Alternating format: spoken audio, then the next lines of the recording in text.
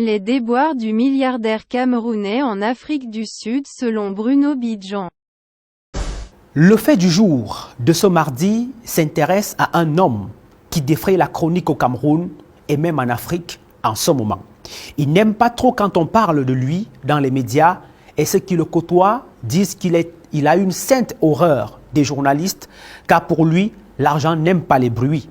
Mais l'actualité autour de lui impose qu'on s'intéresse à cet homme régulièrement classé par le magazine Forbes Afrique comme l'homme le plus riche d'Afrique francophone. Cet homme, vous l'avez deviné, s'appelle Baba Dampulo. De l'agro-industrie à la téléphonie mobile, en passant par l'immobilier ou encore les médias, Baba Dampulo n'a presque pas de limite dans les affaires.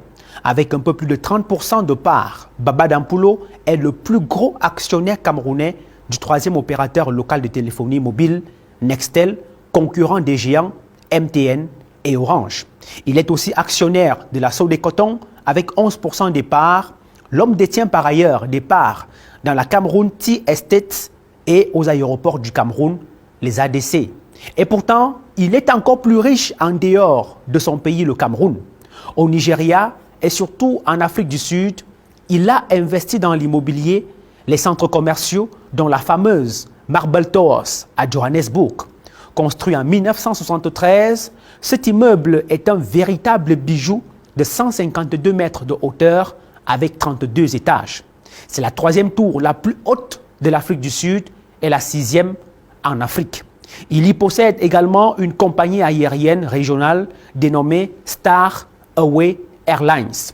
Né dans une famille de paysans en 1950, Baba Dampulo croyait pourtant avoir trouvé une terre fertile dans le pays de Nelson Mandela. Ses affaires étaient florissantes. Il y avait même érigé son siège comme le siège de ses entreprises. En ce pays, il avait trouvé la transparence fiscale qui lui a permis un environnement favorable aux affaires. Mais le paradis d'hier s'est transformé en un laps de temps en un véritable enfer pour ce grand homme qui force le respect dans les affaires. Je vous raconte tout. Mais que s'est-il donc passé? En fait, en 2017, la société Best Inver, compagnie Soft Africa Limited de Baba Dampulo, veut étendre son empire immobilier en achetant un immeuble à Cape Town. Pour ce faire, il va contracter un crédit de 22 milliards de francs CFA à la First National Bank. Dans ce crédit, Baba Dampulo fait un apport personnel de 2 milliards de francs CFA. Le délai de remboursement du dit crédit court sur 10 ans. Et vous savez que pour contracter un crédit, il faut évidemment des garanties. Et comme garantie, Baba Dampulo va hypothéquer certains de ses biens immobiliers ayant une valeur supérieure au montant du crédit contracté. Pendant pratiquement les 3 premières années, Baba Dampulo respecte ses échéances de remboursement d'une valeur mensuelle de 400 millions de francs CFA. Dans cette sérénité, l'homme d'affaires est surpris par la décision de sa banque qui lui exige de rembourser d'un seul coup le crédit restant. Pendant qu'il essaye de comprendre ce qui se passe, la First Rand Bank, qui est la maison mère de la First National Bank, saisit la justice sud-africaine en présentant l'entreprise de Baba Dampulo comme étant une entreprise insolvable. Dans cette manœuvre bien huilée, la First National Bank va entreprendre contre l'homme d'affaires camerounais une croisade violente jugée par ce dernier d'antiprofessionnel, de raciste, xénophobe et inhumaine. Dans ses revendications, la banque exige 1. Le remboursement intégral et immédiat du crédit de 22 milliards de francs CFA alors que Baba Dampulo a encore 7 ans pour solder ses engagements.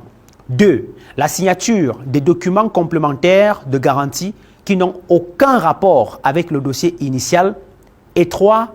Le remboursement immédiat par anticipation de 1 milliard 200 millions au titre d'avance de 3 mensualités sur le prêt en cours alors que les 3 mois concernés n'étaient pas échus.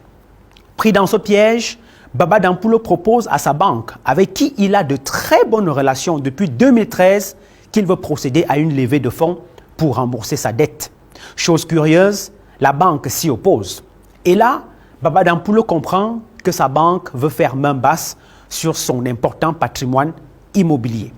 Il faut noter ici qu'entre 2013 et 2017, les statistiques des importantes opérations de Baba Dampulo avaient fait de lui un homme crédible auprès de sa banque.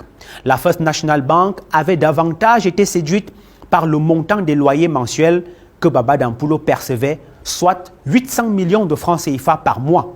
C'est ce qui a donc poussé cette banque à lui accorder régulièrement des facilités bancaires. Mais cette crédibilité ne joue plus en faveur de Baba Dampulo. Sa banque veut profiter de l'occasion pour arracher tous ses biens, car au-delà de tout, sa réussite dans ce secteur exclusivement réservé aux Blancs n'est pas vue d'un bon œil par la superpuissance sud-africaine. Rappelons juste au passage que l'immobilier est un secteur très fermé en Afrique du Sud et est la chasse gardée des banques et des assurances. Avril 2020 marque donc le début du véritable cauchemar de Baba Dampulo. Sa banque, en complicité avec la justice sud-africaine, ne va lésiner sur aucun moyen pour saisir la totalité de ses biens. Du blocage des comptes bancaires, en passant par la liquidation de ses immeubles, y compris ces biens qui ne sont pas concernés par le litige. Les biens de Baba Dampulo sont vendus sous le regard impuissant de ce dernier sur la base des accords mafieux passés entre les acquéreurs et les liquidateurs. Baba Dampulo est contraint de faire faillite de ses affaires et tous ses employés sont mis au chômage. Entre-temps, les autorités politiques sud-africaines sont muettes malgré les différentes approches du milliardaire camerounais.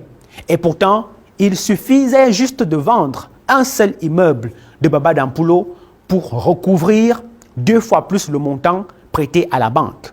La somme des investissements bradés de Baba Dampulo est évaluée à plus de 200 milliards de francs CFA. Face à cette situation chaotique, l'homme d'affaires camerounais décide donc de se replier dans son pays pour contre-attaquer. Car ces différents recours auprès de la justice sud-africaine sont restés sans réponse. Mais beaucoup se posent des questions, certainement, de savoir pourquoi et comment une affaire qui s'est déroulée en Afrique du Sud se déporte au Cameroun. Selon les avocats de Baba Dampulo, MTN Cameroun et Chococam sont des filiales de la société Public Invest Corporate qui est elle-même actionnaire de la First Rand Bank, propriétaire de la First National Bank. C'est donc la raison pour laquelle ces entreprises ont été attaquées au Cameroun au niveau de la Cour d'appel du littoral. Là-bas, Baba Dampulo va obtenir d'un juge la saisie des comptes bancaires de MTN, Broadband Telecom qui appartient à Collins Mukete, de Mobile Money Corporate et Chococam en vue de recouvrer ce qu'il considère comme des sommes malicieusement distraites par son banquier. Dampulo chiffre à 200 milliards de francs CFA les actifs que la First Rand Bank lui a fait perdre en Afrique du Sud. En plus de cette somme, le milliardaire camerounais réclame le paiement de 23,8 milliards de francs CFA au titre de loyers indûment perçus et 2,2 milliards de francs CFA de frais de recouvrement, de même que des intérêts au taux de 3,25%, soit un montant global de 247 milliards de francs CFA. À ce jour donc, et ce depuis plus de 10 mois, les comptes bancaires de MTN et Chococam sont bloqués. En mars 2023, le président du tribunal de première instance de Douala Bonanjo prenait une nouvelle ordonnance demandant aux banques, Afriland First Bank, SCB Cameroun, Ecobank et UBA de transférer les 247 milliards de francs CFA au greffier en chef du dit tribunal. Le 15 juin dernier, les dirigeants de MTN Cameroun, face à la presse camerounaise et internationale, ont indiqué que le litige entre Baba Dampulo et la banque First National Bank, étant d'ordre privé, ne concernait pas MTN Cameroun. Le staff de MTN indiquait par ailleurs continuer à sensibiliser les différentes autorités pour une sortie rapide de crise. Mais la question qui reste posée est celle de savoir si Baba Dampulo pourra-t-il réussir à recouvrer ces 247 milliards de francs CFA perdus en Afrique du Sud dans le cadre de ce feuilleton. En tout cas, le feuilleton judiciaire est encore loin d'être terminé.